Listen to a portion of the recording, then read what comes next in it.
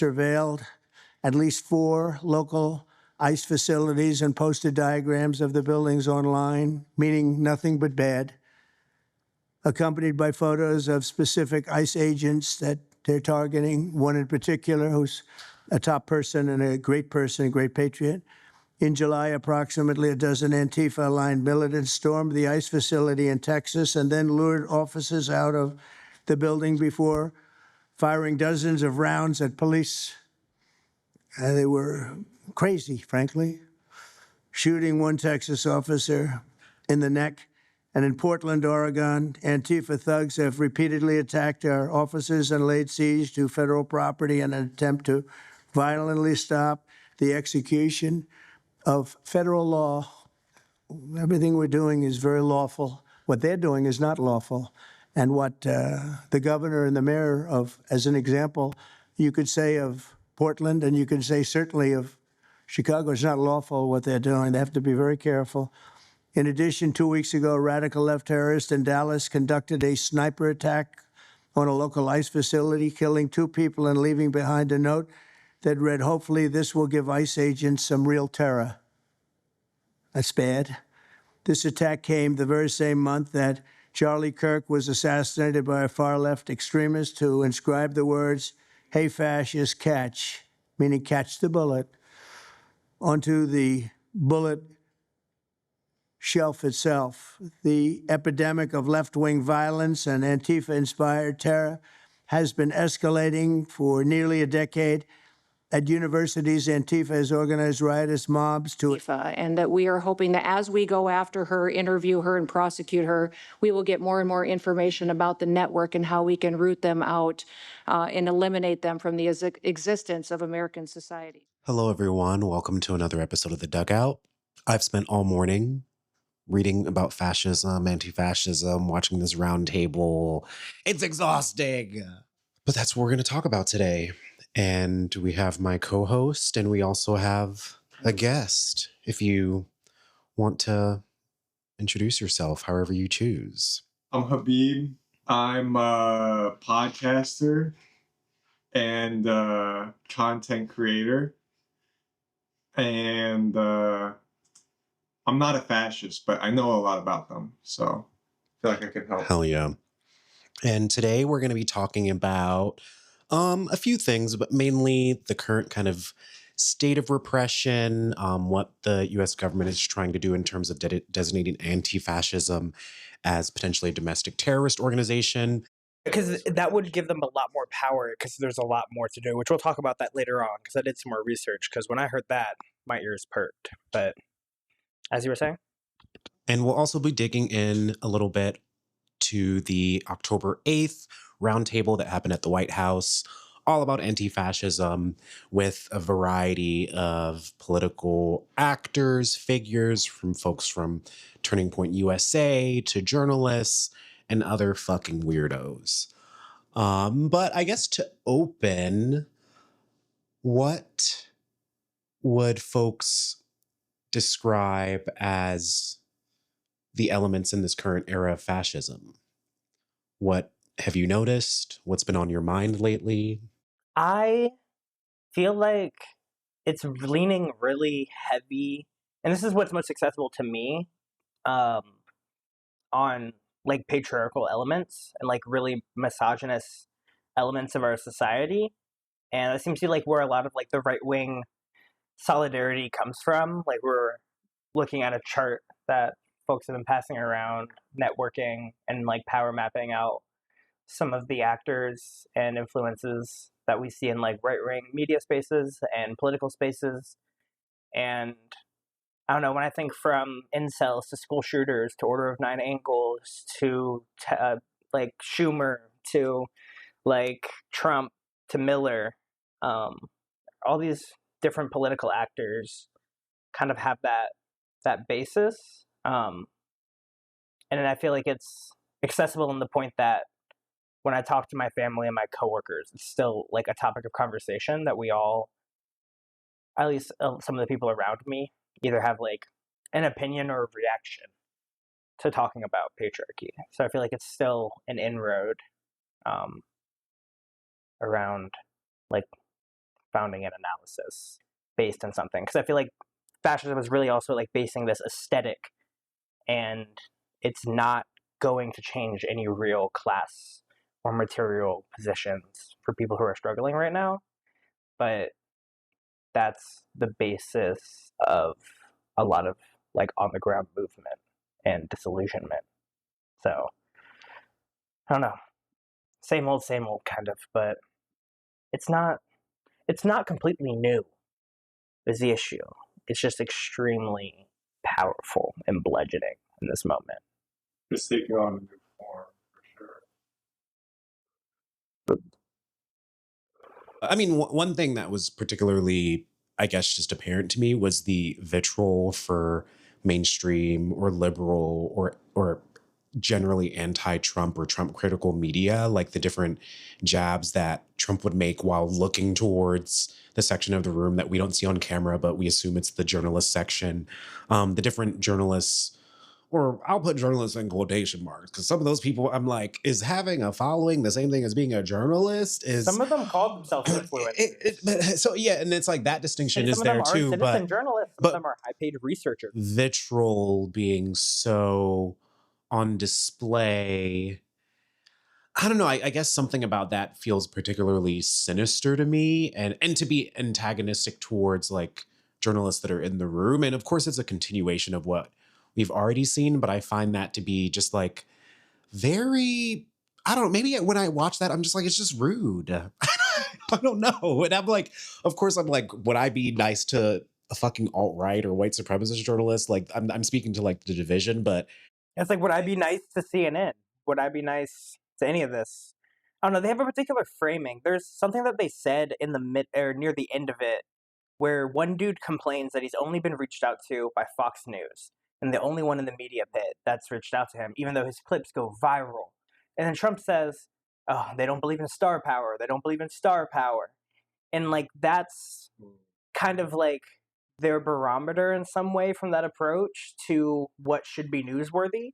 Okay. And also, I mean, whatever he's got to say, probably CNN and MSNBC don't want. yeah, it's not grounded in facts. It's literally anti-fact potentially. So it's like, okay. No idea what it is, but it makes sense that you're only getting hit up by Fox because that's a certain type of influencer. Right? Yeah, and I guess to take my point a little further, like it's not only the open condemnation of like media, because it's like, okay, like that to me, what's disturbing is like it's a condemnation of like fact seeking or fact finding. And I mean, there's all these distinctions in media and funding, but I just mean like the actual fact of like media speaking critically. And then maybe it's also just as stirring as I didn't know about Trump derangement syndrome until I watched this roundtable. Do you know about that? I mean, I've heard of it. Okay. Well, I guess for people that are listening that might not know, it's basically like a term by different elements, especially of the right wing, that it's basically saying like you have Trump derangement syndrome if no matter what Trump does, you're always going to be against him. And it just means like you're like mentally unsound or you just have no logic whatsoever because you've been basically corrupted. And you have a by- hysteria, a mania, something Yeah. that we need to fix. Like it's the classic paternal, Yeah, you have something, you're going exactly. off the rails, I can't control you, therefore I'm going to diagnose it. Yeah, and then and if I'm thinking of all the beats of fascism, it's like, oh, the paternal mythic leader that is like everyone's father. So it's if you can't listen to the father, then you're probably gonna be shit for luck or whatever. And conflating being anti-fascist or anti-Trump with being mentally ill, like I feel like there's just a very obvious connection that they're drawing under the surface that I find to be really disturbing. And thinking of that in correlation with the executive order about people without housing and designating people that like aren't able to contribute to society or take care of themselves, like send them to drug courts, send them to mental health courts. And so the state is trying to animate anything that's critical of it as something that can basically lead to you being institutionalized or like incarcerated, which I mean, Having it's like certain privileges stripped away. They were trying to pull up some of those conversations around mental illness, and this is like some of the issues with some conversations of like medicalization in the trans community and how there's a fear of like getting your gun rights taken away. And even like signaling towards that by the administration, had even the NRA on trans people's side, being like, we are against any attempt to take people's gun rights away. Like, just because it used to be in the DSM-5 or it is still now doesn't mean you can't own a gun. But like, there's other shit that needs to happen. Yeah. But yeah, I mean, there's like the conflation between you're anti-Trump, you're Antifa, you're mentally ill, you're working with the cartels are working with the immigrants. Like, it's all of these internal and external enemies. Like, they're all against us being like capitalist white America. Like, all of these teams, all of these groups are working together. They're all organized, they're all structured, and at the same time that we are this, like, you know, like the capitalist white America is like under attack. We're so weak compared to our enemies, but we're so much better than them that, you know, we should control all of, like, this whole country, kick out all the immigrants, kick out all of our dissenters if you disagree with us in the slightest. Because it used to be that, like, you know, the liberals and the conservatives, the fascists, like, they were on the same team. But now it's like, if you have the slightest disagreement, right, you get lumped in with Antifa. If you're fucking, was it Kimmel that got kicked off his show? Yeah. Oh, It's like, yeah. he's one of you guys, but But at least, you know, in some of those points, this is a conversation we've talked about, or like with friends, about how, like, I am happy then when I see like someone's white grandma having a pen and like next to a Muppet being like, I am Antifa. And I'm like, oh yeah, that's fucking fantastic. Like, yes, you are Antifa, I'm Antifa, let's rock this shit. But I guess the conversation with that was like, what effect is there to like the No Kings protest and the No Kings energy, and how do we intervene? And like Crime Think made an article about like how anarchists should like make a black box squad or block, or an anarchist block. Like, get funky, do some shit, and just go like chill in the parade, make some posters, just be anarchists at the No Kings protest, do it together. And I felt like, and from some of the folks we were talking about, like some of the essay like missed short of like some of the ethics of like being on the ground in a way that could have been like very inspirational, especially to see like more like safety tactics and like ethics around keeping up with each other and things like I can that. say I did go back on Crime Think because I was interested in looking at that, and there's another piece they put out that were basically different reflections from anarchists at different protests, and to me that gave added more to the conversation that I feel like was necessary. Nice. Yeah. Yeah, and I know folks were doing it, and like I think it's one of those things where I think it's a call that like anything can stop fascism. Any anti-fascism can stop fascism, and like if it's an intervention in your worth and you think you can make, I'd much rather people do it in an organized capacity than not. And just go be like solo anarchists wandering through the crowd. Yeah. And even if you're gonna be hella militant, because like that's how some of the homies like got fucked over in the Southwest. I remember like they were just open carrying, and anarchists open carrying, and they got like shot in like the Southwest. I can't remember exactly where. yeah.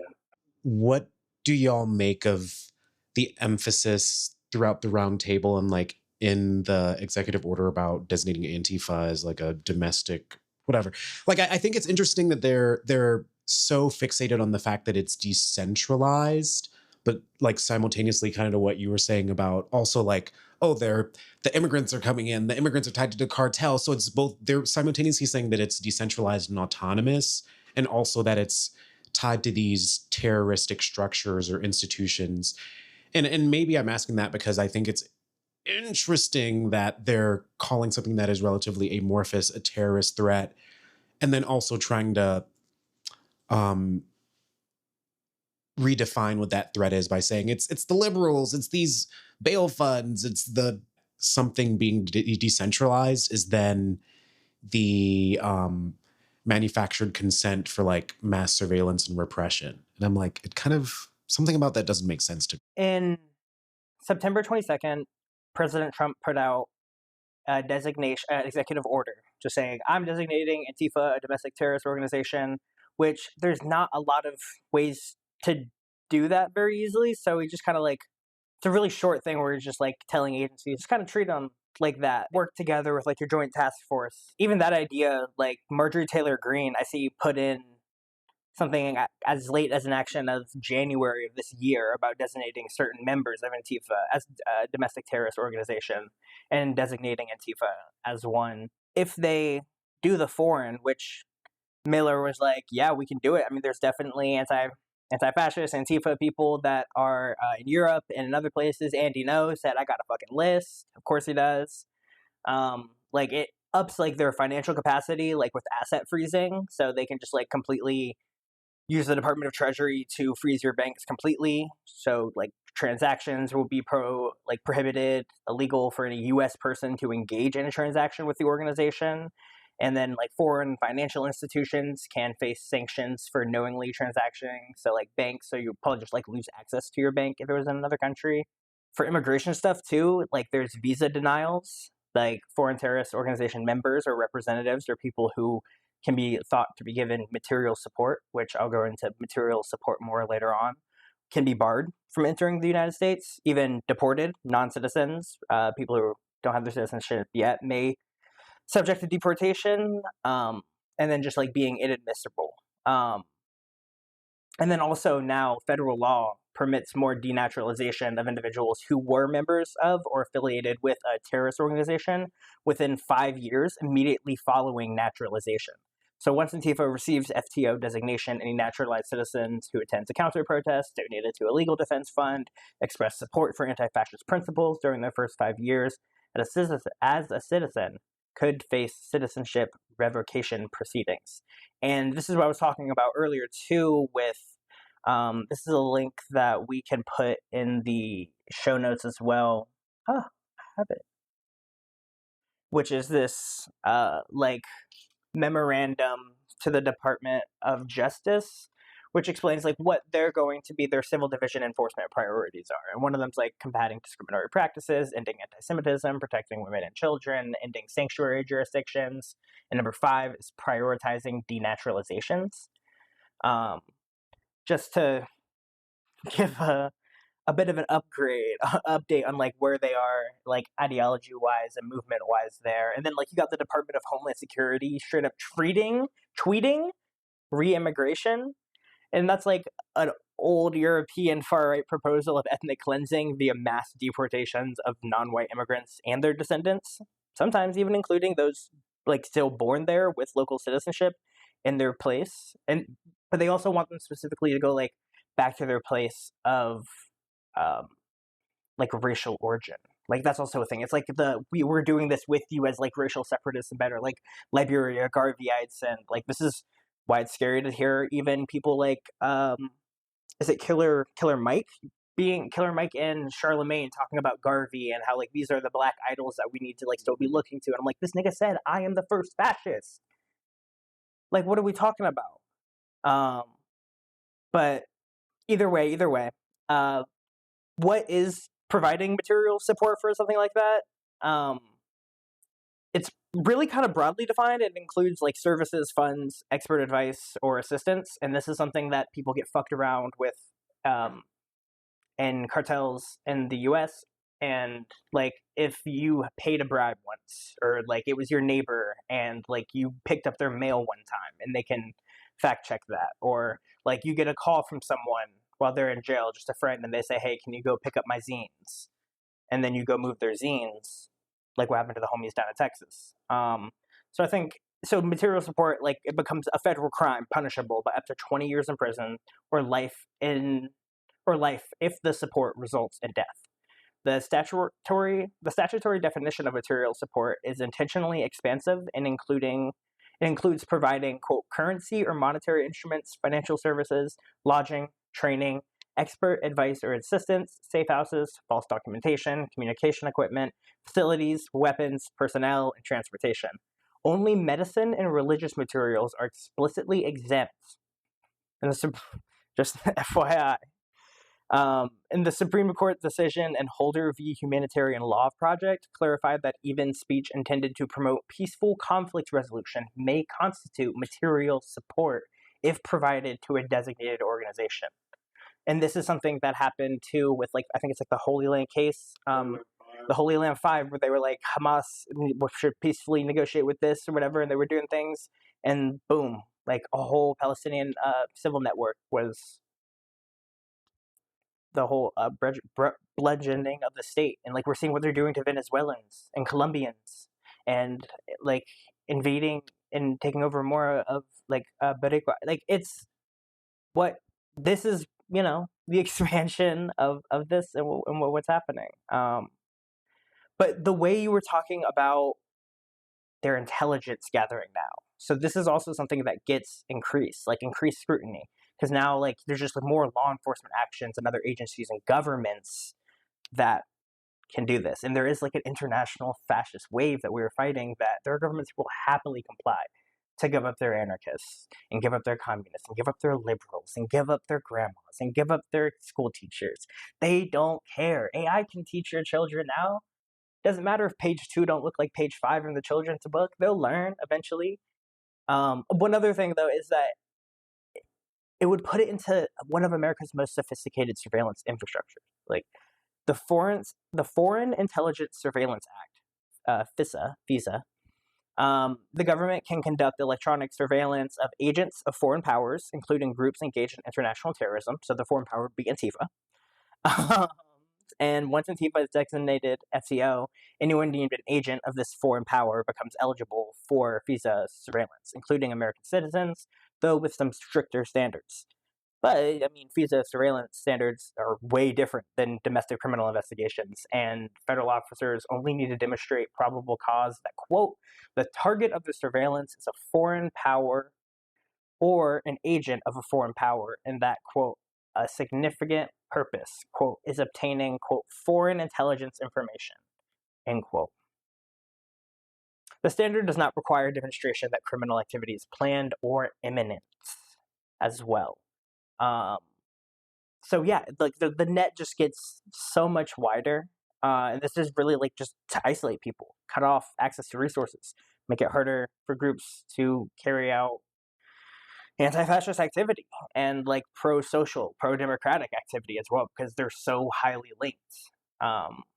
And it would lead to like social media blackouts, support blackouts, which I mean, people should be preparing for. But those are just my little info dump on some of the implications of the foreign terrorist organization thing.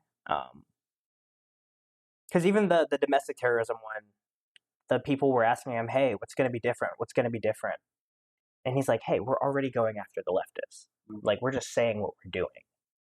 And that's what that is. But now it's just like advising a big instrument of the state towards specific entities.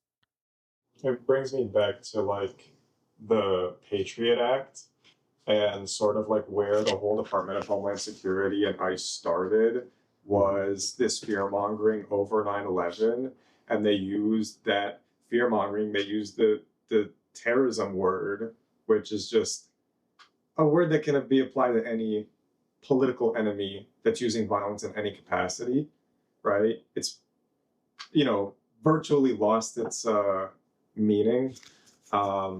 Where, yeah, you know, in the name of going after terrorism, like ICE was created, and the like surveillance of Americans through the Patriot Act, through the construction of the data center in Utah, where like all your phone calls, all your bank records were being held. You know, you could be foreigner. If you were a foreigner, like the U.S. decided that they had legal jurisdiction to snatch you up and send you to Guantanamo Bay for whatever reason. And this happened, you know, everywhere from Afghanistan and Iraq to Bosnia to, like, it didn't matter where you were. And it's coming back to us now, like this Palantir, all of this surveillance, all of the like ICE and stuff like that, like it's just coming back to us. And we have to, like, I'm so grateful for like good investigative reporting and journalists, because this is something I talked to my family about, which is like we know a bunch of like poor racist people, and it's a lot different than CARP. Like rich racists are like they don't. You're not sitting next to them. You don't hear their fucking opinion. You're never gonna be in the room with those people. And when you are in the room and they're talking about like drones with fentanyl laced urine spraying on journalists that they disagree with, I guess a quote. So yeah, so it's like this is like a conversation I was having with my brother about the Drewski doing whiteface and going to the NASCAR, and I was like, yeah, it's kind of like punching down, but it's not that bad. It's not as bad as blackface. My brother was like, no, it's bad because it's bad. And I'm like, no, there's like class differences and like a whole history, and like the makeup was amazing. Like it was the same person who did the weapons makeup. Did you have? I mean, I have just a list of different quotes from the Roundtable. One thing that was interesting though is how Trump remarks like two times within the first hour about how he's surprised he is that only Antifa is being named throughout the whole event. Even though like multiple leftist organizations, Elm Club, SRA, DSA, they were all mentioned. But he's like, it's like he's looking for more connections, like, and like either he didn't hear the dude mention the cartel tagging, but it wasn't like anything strong because it's not anything strong. So that was just very interesting to me. It was like he was fishing for like a couple of different things, and then every time someone said, "I have a list," they were like, "Did you give it to Cash? Did you give it to Bondi? Did you give it to Gnome? Like, make sure my people get that list because I know y'all are are better at data aggregation than even the FBI." I mean, I think throughout it, there were like a bunch of different connections being made. Like, I thought it was fascinating that Stop the Sweeps got mentioned. I thought it was fascinating that mutual aid got mentioned a lot. I also just, yeah, I think like attacking the media as well. And then, yeah, like the decentralized nature of Antifa then allows it to like animate so many different things. There were journalists there, but then they were like, oh, I'm not like these other journalists. So it's all these forms of like making like differentiation or even like naming like specific acts, like mentioning the flag stuff. That whole conversation during the round table where, I don't know, he said he chased down someone who tried to burn a flag or something. And Yeah. and he saved the flag, and Trump was like, oh, give it to me. Like so I think it is fascinating. Yeah, it's like so much of it wasn't necessarily about fact. It was about like this consensus among the loyalists, because it's like they're talking about political violence and they're saying that it's definitely not a both-sided thing, but why couldn't they fucking mention January 6th? Because he pardoned them.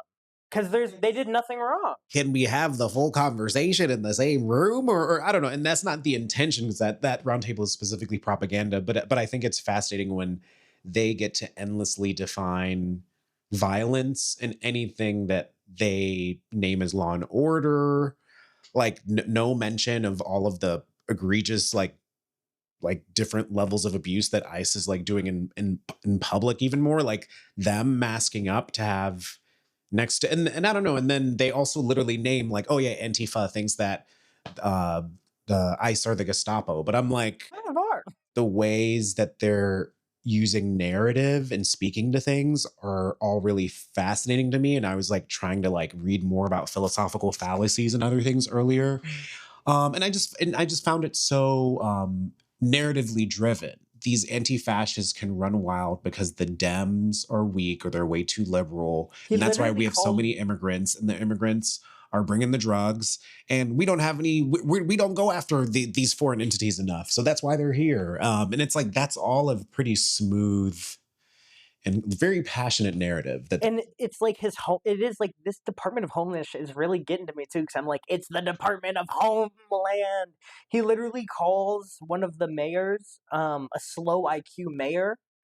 Or a slow IQ governor. Yeah. I think maybe he's talking about Pritzker as a Portland. Is he talking about okay? Yeah. And then he also said a beautiful black woman was wearing a MAGA hat in one of his streams. I was like, why'd you say beautiful black woman like that? It was just so. He's gotta shout out his people. They're few and far between.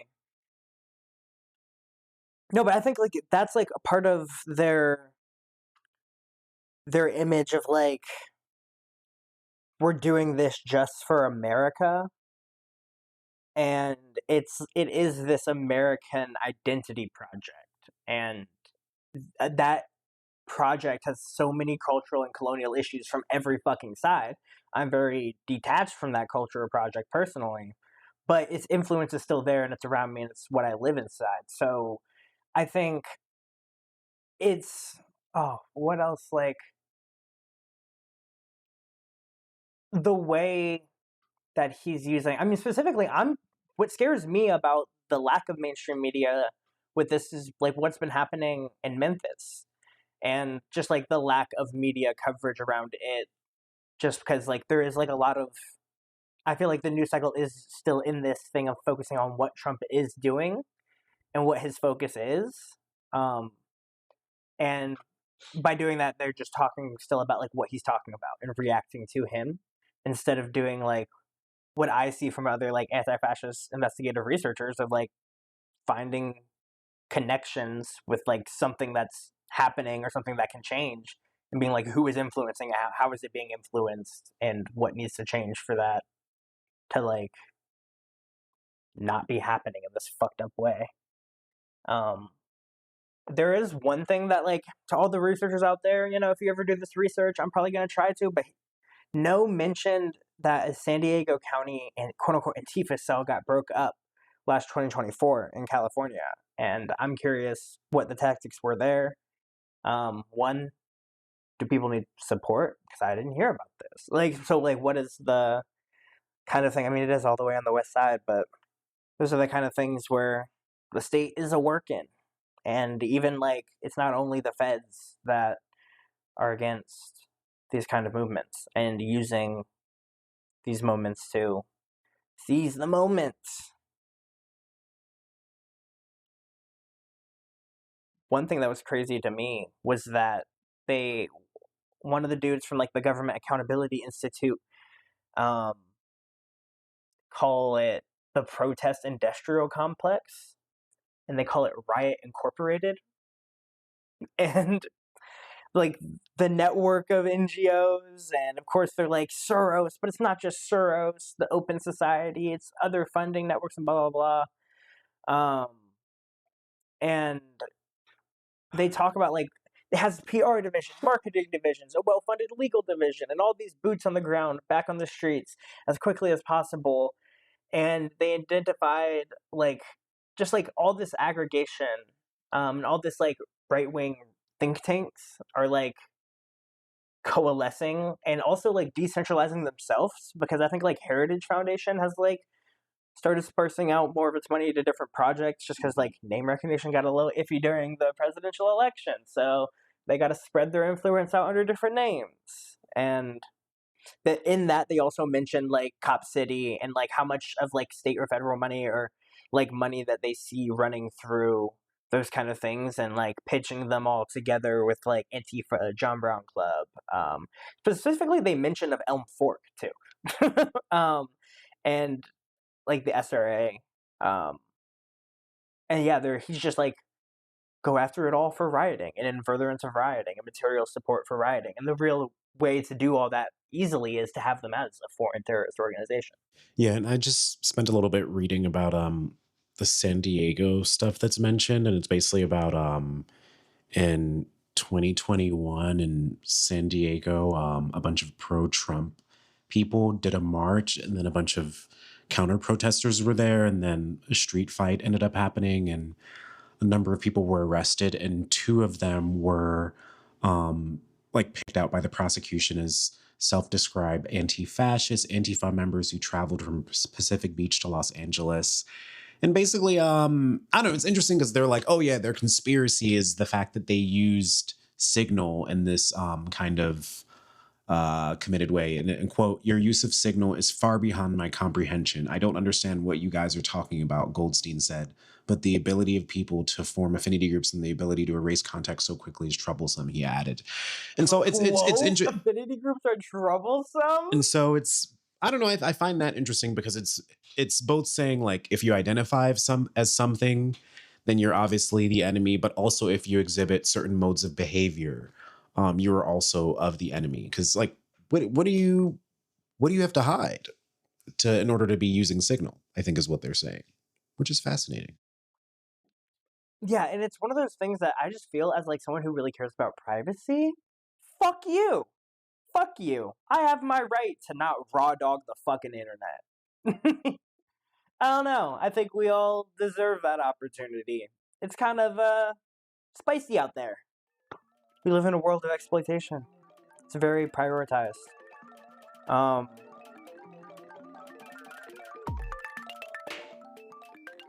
Yeah, you could call this podcast a tool for learning, but if you want to take it further, join us on our Patreon.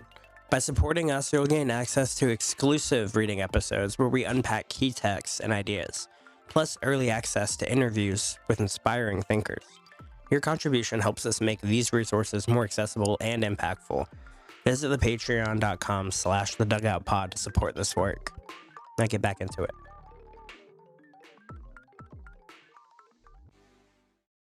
There is, I guess, a couple quotes near the end that I do want to get into that just like kind of help ground, like kind of do like that grounding in the fascist moment.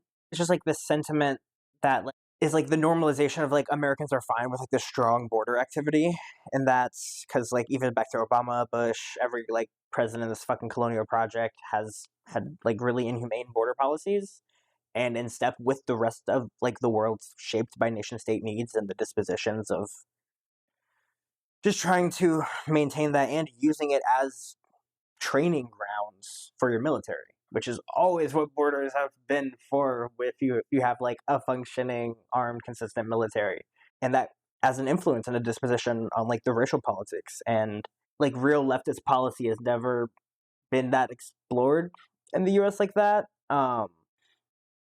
But I think like because it's never been explored, like that's why folks in mainstream media feel so comfortable saying shit like that. Like people were okay with this border policy stuff. And it's like when I study past fascist regimes or dictatorships and authoritarian like governance structures and the cultures that they create and the prison cultures they create, it is so blatantly like punitive and abusive in these settings, both in like our ICE detention settings and in our prisons and jails, and the way that we are constructing them. And even like prisons or jails are supposed to be around like some sort of respite for justice in the most like progressive or liberal terms of them. But the ICE detention facilities have always just been a spot where we've been engaging in like our softest version or most explicit version of ethnic cleansing. Well, as the Trump administration continues to ramp up on immigration raids across the country, the ICE detention facility in Batavia is facing new accusations of abuse against detainees. In an article published today by Investigative Post, federal audits that were conducted last year and in 2023 found instances of excessive use of force, shackling of detainees held in solitary confinement, and physician assistants performing their dental work. On top of that, former detainees tell Investigative Post that guards would beat them up and that solitary confinement will be used as punishment. They also say many detainees would be locked in their cells for at least 18 hours a day, getting paid $1 a day to do maintenance work. 40 people now taking legal action, filing a civil rights complaint with the Department of Homeland Security. Joining us live here tonight is J.Dale Shoemaker, reporter with Investigative Post. And right off the top, I think it's important for people to understand in the context of these immigration raids that are happening around the country, when someone is taken into custody, they often will end up at this facility in Batavia. The allegations that you are reporting on happened in the prior administration. Yeah, this is, as one of the advocates I spoke to for this story made very clear, this is, despite immigration being highly politicized in this country, this is not a partisan issue. We saw the confinements at this facility spike under President Trump's first term. They spiked again in Joe Biden's last year in office, and they are now again climbing with Trump back in office. And so, as you kind of mentioned, with Trump threatening to do much more, many more deportations, we wanted to know what the conditions are like at this facility. And the conditions, by all accounts, are very inhumane. Many detainees are held in a cell, as you said, for 18 hours a day, only allowed out if they volunteer, quote unquote, to work for $1 a day. Others are held in solitary confinement as punishment for any number of minor offenses. They do have access to tablets to do video calls. They have to pay for those video calls with their $1 a day wages. Video calls can run $5 or $6, meaning that you have to work a week or more in order to afford such a video call. There are recreation and other things that happen there, but the detainees I spoke to and the federal audits I read really pointed to some pretty harsh conditions. And whether you are in this country legally or illegally, you are afforded certain rights. And that's why we're now talking about legal action being taken on behalf of some of these detainees. I know you talked to some of them as well as their attorneys. How is that process going to play out?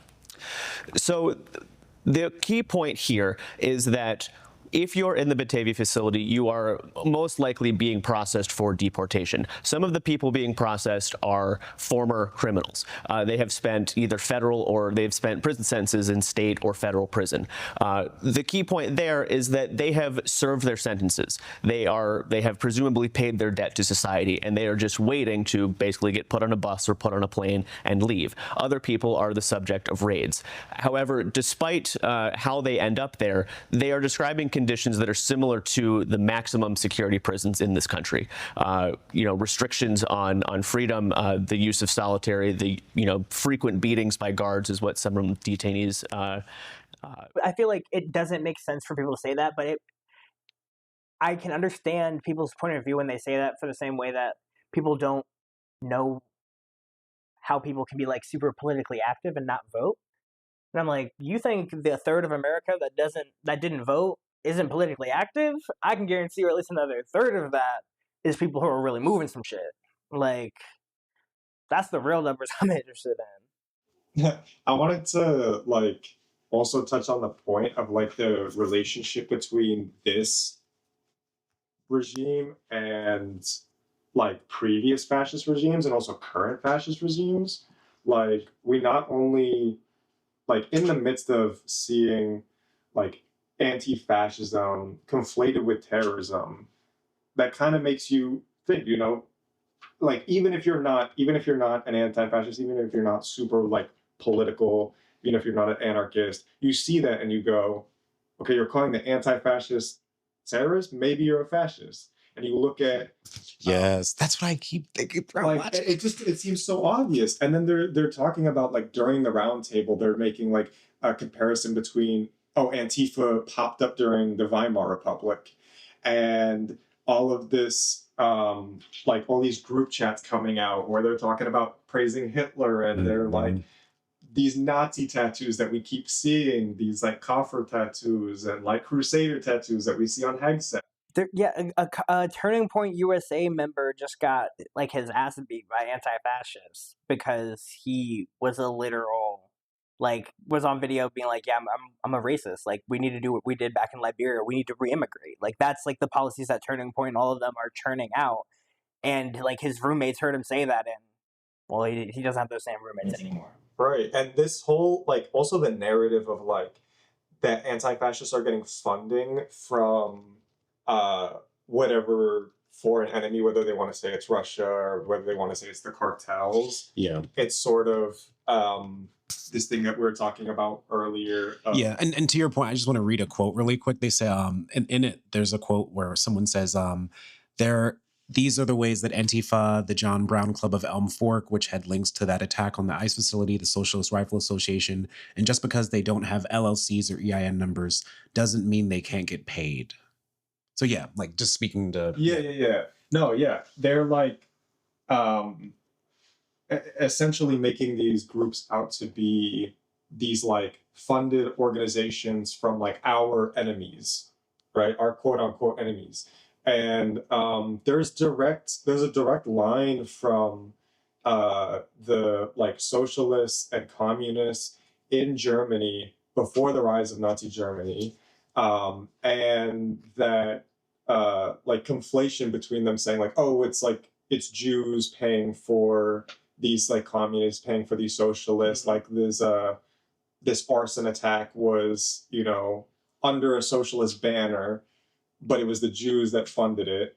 And do you kind of say that because anti-Semitism is kind of one of the underpinnings of like Trump's base, or like one of the big things? Yeah, it's very low key because there's also that like Israel tie. So it's not like the anti-Semitism in Nazi Germany, but it is at the same time it is. It's all the underpinnings without the like vocally saying like it's the Jews. I mean, we're an old British colony. We did like Americans didn't want Jewish folks immigrating and staying here either. So they want Israel in the same way of like get out of my country and go back. Yeah.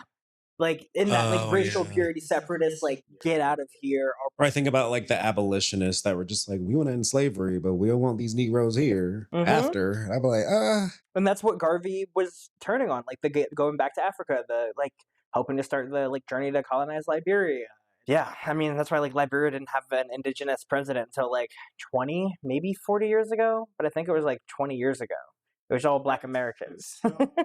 Liberia is still dealing with the consequences of that, like colonization to this day. Like, you know, also on that topic of like colonization, right?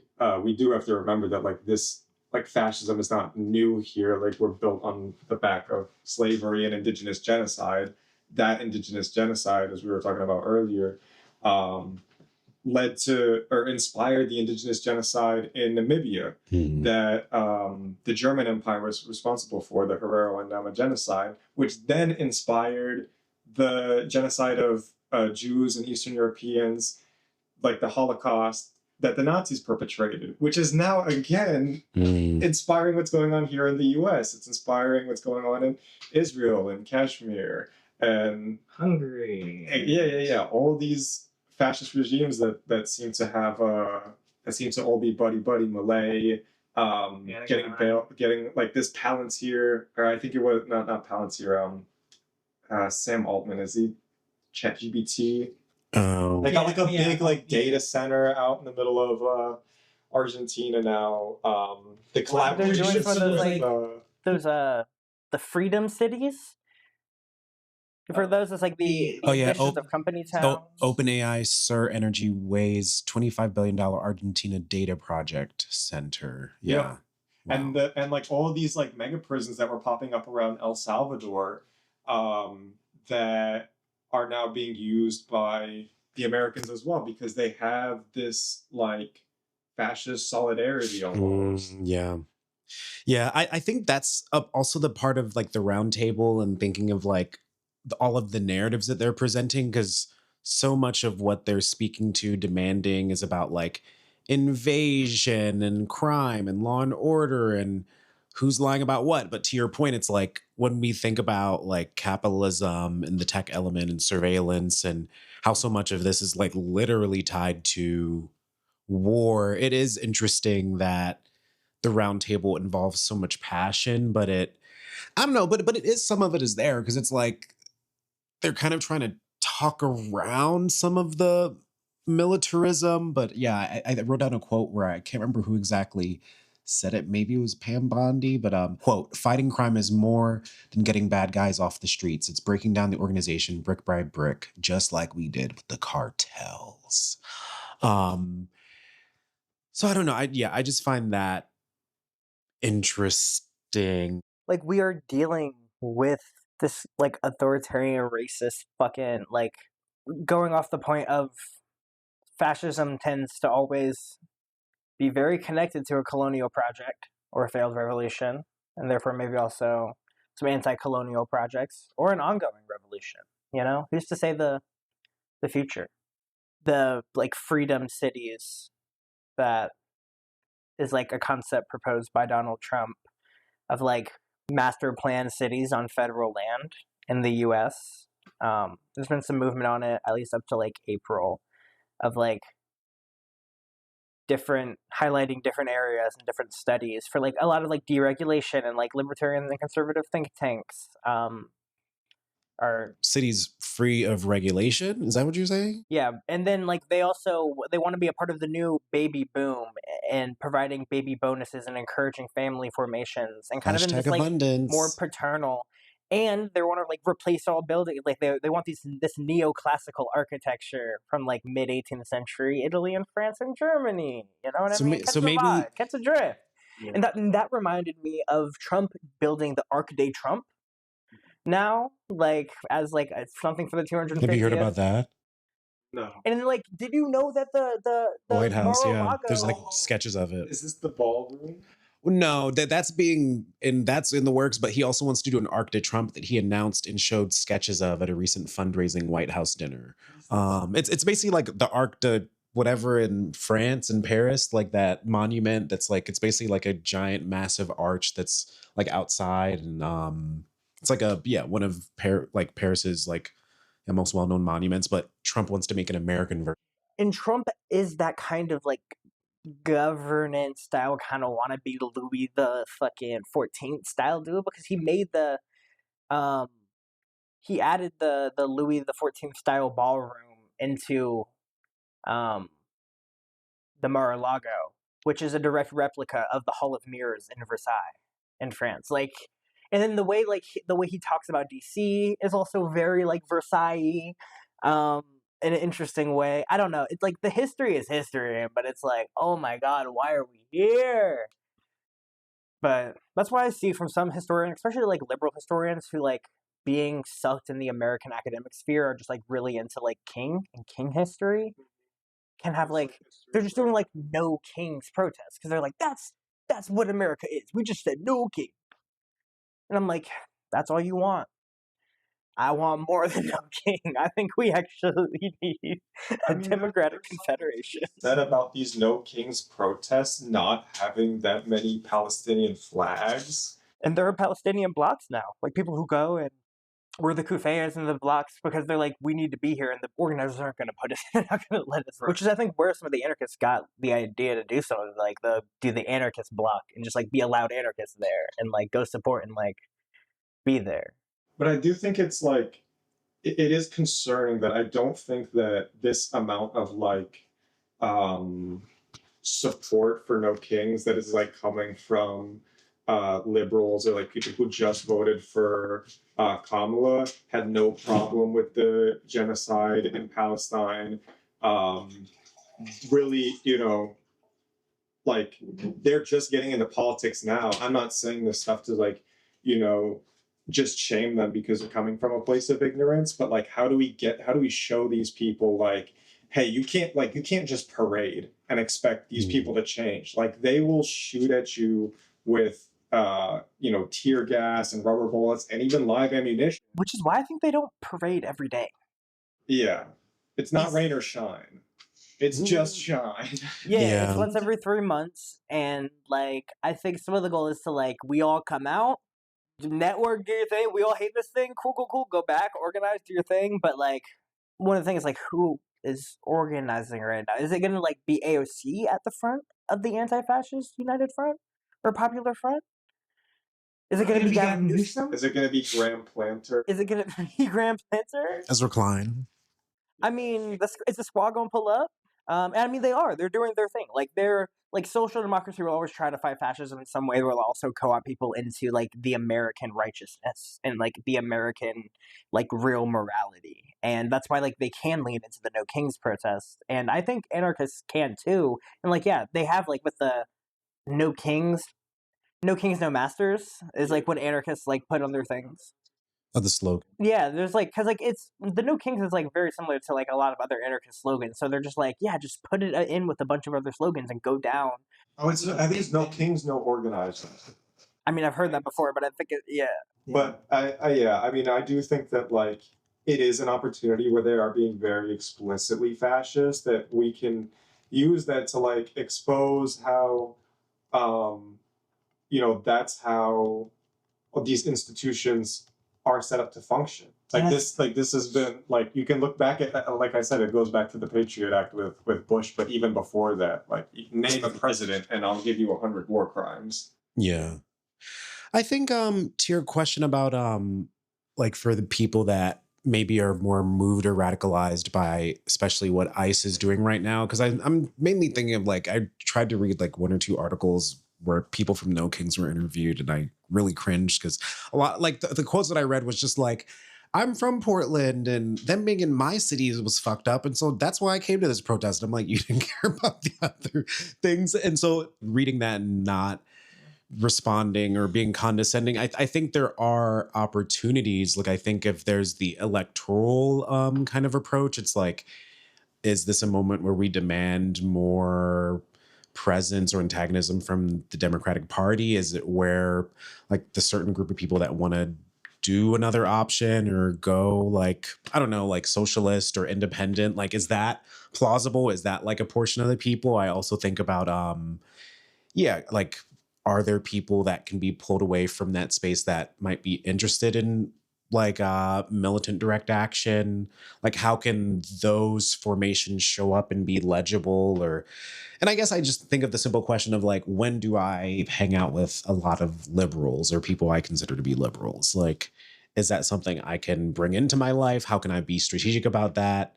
And so that I think about it even on that individual level. Abolition is like another opportunity or theme that I think if folks are trying to be pushed more towards like a militant anti-fascism, I do think understanding like the carceral violence of the state as something that to me isn't that far off from being against Trump and ICE and how immigrants are being treated right now. And so I don't know, I think there's an opportunity there. I don't know, I'm kind of curious, what do you guys make of Trump's, like, okay, so there was like the end section, he's taking questions, like the Gaza, ceasefire, quote unquote, deal had just happened. Like he literally, I heard about the Antifa roundtable first because there's a clip of a photojournalist who took a photo of Marco Rubio writing, "We have a deal. The tweets are prepped," or something like that, and handing it to Trump in the middle of the roundtable or near the end of it. Um, so I mean that was interesting. But nonetheless, so there was other things going on, and he talks about healthcare and how like he's gonna, like, Obamacare's a mess, and they have to deal with, they're gonna make it better, and then they're gonna make it cost, even if it costs more, it's gonna be better, because that's like what some of the Democrats are like mainly saying with the government shutdown that at least right now for us is still going on. They don't want to compromise on healthcare or Medicaid. Immediately, Trump brings up like, we're gonna fund our troops. Of course, we're gonna do that, but also we're going to make healthcare better. Even if it's more expensive, we're going to make it better, but we're going to make it for Americans, because what the Democrats really want is they want illegals to have health care, and we don't want that. So we're going to make it just American, and we're going to make it better. And if that wasn't the most National Socialist thing I've heard in my fucking life. I mean, social democratic thing. Like, it's taking like the most populist corporatist thing that like America has at this moment, especially after Luigi and all these other things of, we will make this better and for you. Yeah, And it's damn. it's always been Trump's thing is like let's get the like American capitalist class and the American working class to forget their class differences for the sake of our nation, our empire. I think the populism element, it just reminds me like, yeah, if I know when I think about Black people, if you have the same enemy as someone, it could just mean you end up in the room with a white supremacist. And but I looked up the round table and the part where like Trump mentions the deal. He mentions the deal in the Middle East, and then a journalist like it gets back to the Q&A portion, and then she says, have you given any more thought into possibly suspending habeas corpus to not only deal with the insurrectionists across the nation, but also to rapidly deport illegal aliens? I'm like, what the hell? And thank God they said no, we're having no conversations about that. Which, do I trust them? No, but why the fuck would they say that? He froze on CNN. Did you see he blocked a CNN reporter from talking to him? Yeah. He was like, when he's asked what network everyone was a part of, and as soon as they said CNN, he was like, CNN, more like, ha ha ha ha. haha, I'm not even gonna take your question, fuck you, and then went to the next person and then took like a Saudi question. Maybe it's like a takeaway question, but with this roundtable or the things that we've been talking about in mind, like what are your thoughts for what like organizers or people listening should be thinking about or taking into consideration, or maybe another version of that is like, what do you think are some of the ways forward? We need a threat map, threat assessment, and keep it updated. Do it communally. And like build where you see weaknesses. I think that's what is a good immediate step, especially understanding what person you are and want to be in your community. Because not everyone, I mean, I'm a little political junkie, you know? Like, I like this shit, I do this shit. That's not everyone. And communication is power. And even just talking to your friends, your neighbors, and that's an impact on the culture. And that, I think, is something that we can't underestimate. I mean, I've noticed that a lot of my neighbors, in conversations that I've had with them, like they're pretty scared, even if they're not uh, like this is their sort of introduction to like these type of like politics and stuff like that. And I've been using it as an opportunity to like have discussions, but also quickly turn those discussions into like action, where we're seeing like rising costs of food and all this stuff, and food stamps are being cut off. So I have like a handful of people that were like, okay, this is actually like really threatening to our existence. Like having food stamps cut off, that could mean like some of us actually starve. Just, you know, finding people in community, and you might be ahead of them politically in certain things, but also remembering that like, you know, we're not there to like teach each other things, we're there to learn from each other. And you know, like finding what people need in your community and like saying, okay, we are physically capable of providing these things for each other. This stuff has been done from like Cooperation Jackson all the way to like Syrian civil war. People will find ways to take care of each other, and like the sooner we can do that, the sooner we can reject the state's oppression. And I think, yeah, another version of like community, I guess, or something I reach for is I guess I'm thinking of the interview we did yesterday for the podcast, talking about we were talking about a text that someone like involved in that movement wrote, and a part of it was about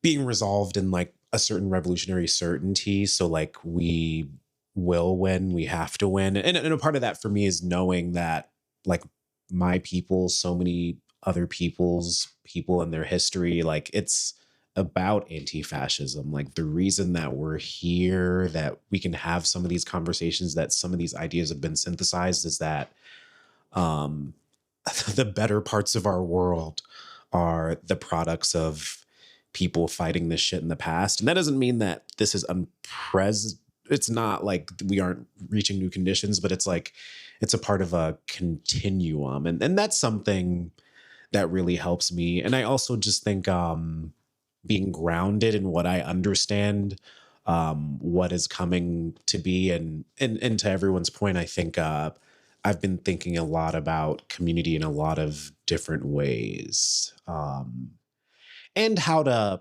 push some of my perspectives forward in spaces where I don't want to come off as condescending. And so finding that balance, I think, has been something big I've been thinking about. I think like one note too is like to try not to be, even though these like times they are quite worrying, but trying to like avoid paranoia in favor of preparation. You can be prepared for stuff, and you can be like, okay, this might happen, and your response to that should be to, again, yeah, prepare for it. But seeing like fascism grow and just being scared, I mean, that's terror. Like that's what they want. They want you to be afraid to go out into your communities and do this necessary work. And, you know, again, like to Prince's point, like this has been going on like around the world for centuries. I mean, you can look to what people did under the Assad regime. Like that was way more brutal than what we're seeing on the streets of the US today. And still, people were able to organize like community councils, women's centers. People were able to feed each other, get each other water, medical aid, and so on. And again, just like that paranoia will eat you alive. So, you know, if there's something you're worried about, take action about it. Safer in the front. Yeah. By the time this is out, the pamphlet Lessons from the Hills should be out by the AIF. So I guess I just want to have this quote from it and just to encourage more people to go read it, look at the struggle that's happening in Myanmar against fascism, against forced ethnic unity and ethnic erasure, and authoritarianism. It's a bit paraphrased, but it's just this bars.